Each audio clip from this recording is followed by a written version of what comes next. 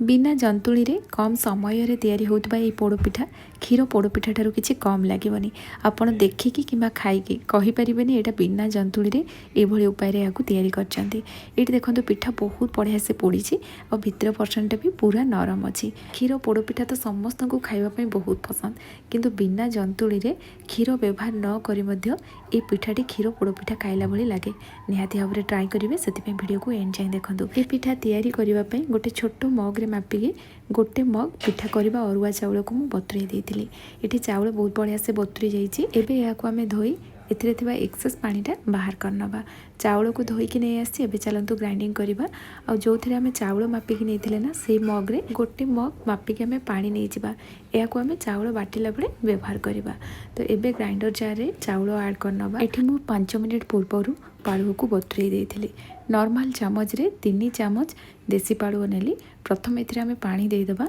प्रथम पानीटा को बाहर कलापर आउ अल्प पानी दे या 5 मिनिट कि 10 मिनिट बतुरिया छाड़ीदेवा। मुझे जो पिठारे भी पालुओ व्यवहार करे प्रायतः आपण मैंने कमेंट करते जे पालुओ कौन। पालुओ को इंग्राजी में आम आरारूट कही था। यहाँ मो देहपाई बहुत भल। नॉर्मली आम जब देसी पालुओ यूज करवा आरारूट रे तो किसी जिनस मिक्स हो जाऊँगी। जदि भी आप देसी पालुओ पाऊना घरे थिबा आरारूट को ये पिठारे व्यवहार करेंगे। यह पकईवा द्वारा पिठार गोटे बाउंसी टेक्सचर आसे और पिठा एकदम नरम होकर तैयारी हुए। एबे पालुओ को आम ग्राइंडर जार रे ऐड करदेवा और किसी नड़िया नहीं जाइए। नड़ियार जो ब्राउन पार्टा ना ताको आम बाहर करनवा। एबे एथिरे आमे किछि छेना ऐड करिबा। भल फ्लेवर पई 4टा गुजराती नहीं जिबा। एबे एथिरे आमे चीनी ऐड करिबा। जेतिके मीठा पसंद करती से अनुसार चीनी नहीं जिबे। क्षीर पोड़पिठा पई जो सब जिनस मु व्यवहार करे ना सब जिनस मु एथिरे ऐड करछि जहाँफल पिठा खाइबा पई बहुत बढ़िया टेस्ट लगे।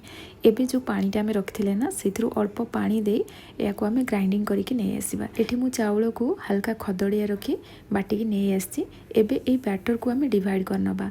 अल्प एथिरु मु बाहर कर नहीं कारण सबू जिनस ना एथिरे जागा आउ नथिला। आपण चाहिले अल्प अल्प करके याको ग्राइंडिंग करि परिबे। एबे एथिरे आमे मिल्क पाउडर ऐड करिबा। एठी मु जेतिकी चाउल नेइथिली तार अधा मिल्क पाउडर नेली। टिके एमती अधिक मात्रा रे जदि मिल्क पाउडर पकेबा ना पिठा खाइबा पई बहुत बढ़िया टेस्ट लागिबो। एठी आमे क्षीर यूज करना किंतु ए मिल्क पाउडर पकेबा द्वारा एटा पूरा क्षीर पोड़ पिठा टाइप रो टेस्ट लागिबो। एबे याको आमे गोटे जगह को बाहर करनबा। आ अल्प जोटा बाहर कर नेइथिली मो बैटरटा एबे ताको ग्राइंडर जार ऐड करी याको पेस्ट करके मु नहीं आसिली।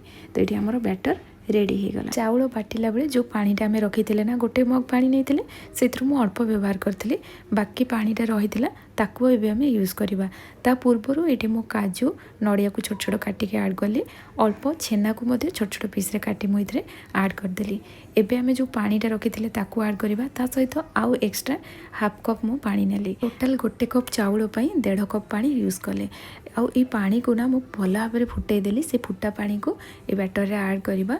आ गोटे बड़ चामच गुआ घी दे या आम भल भाव में मिक्स करनवा। ये बैटर को आम किसी समय पर साइड रे रखा और से भितर चलते जो जगार आम पिठा पोड़ा से जगह को रेडी करनवा।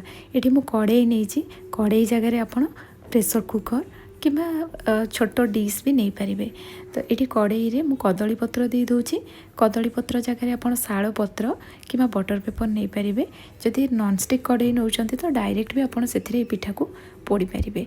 तो ये कदली पत्र को सेट कलापर ऊपर अल्प घी पकईकि चारिपटे स्प्रेड कर नहीं। कड़ई रेडी हो गला।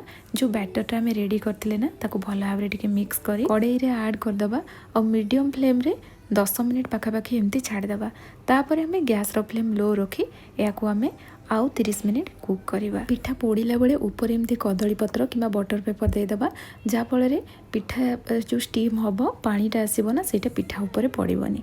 एबे या कवर करी मु 30 मिनिट लो फ्लेम रे या पोड़ी थी। पिठा केते बड़ साइज तैयारी करछंती ता ऊपर भी डिपेंड करे पिठा केते समय सिझिबो। एटी भी बड़ साइज रो पिठा तैयारी करथली सेति पई 30 मिनिट लागिला। एते बड़ पिठाटे तैयारी करथली तथापि देखंतु एटा 30 मिनिट लागिला सिझिबा पई। ए पिठा सिझिबा पई समय लागेनी। जो धीरे धीरे ताको आमे लो फ्लेम रे पोड़ीबा सेटा ही समय लागे। एटी 30 मिनिट पर मु चेक कली पिठा सिझी जाइतिला। टूथपिक कि नाइफ रे चेक करनेबे। एटा पूरा क्लीन आसिला किंतु आमे कोन करबा या पोड़ीबा। एबे जाय तार साइड रो कलर गुडा आसीनी किंतु ये मु कौन कली साइड रे हल्का हल्का कलर आसला देखी या मु कवर करी मु ये हाई फ्लेम रे 2 ରୁ 3 मिनिट छाड़देली जहाँफल पिठारे पूरा डार्क कलर पलि आसला।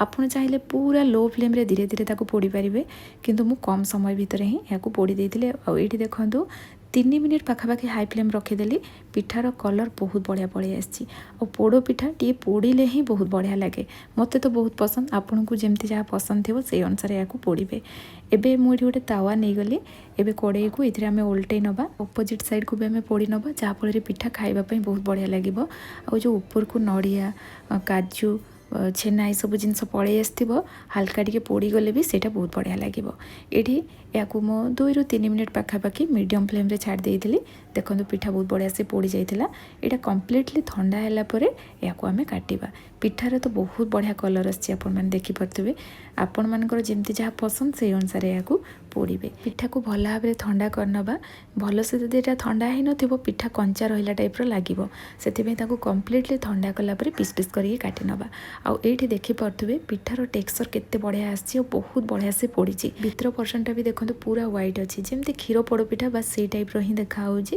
केवल या आम बिना जंतुणी रे तैयारी करछंती और क्षीर जगह मिल्क पाउडर यूज करछंती कम परिश्रम रे बिना जंतुणी रे ए पोड़पिठा तैयारी हेले मध्य खाइबा पई बहुत बढ़िया लगे आपण बनातु बनैले जानिबे ए पिठा केते सहजरे टेस्टी तैयारी हुए आज रेसिपी केमती लागिला मते निश्चय कमेंट सेक्शन रे जणाइबे पुणी आसीबी नुआ रेसिपी नेकी सेति पर्यंत रहूची धन्यवाद।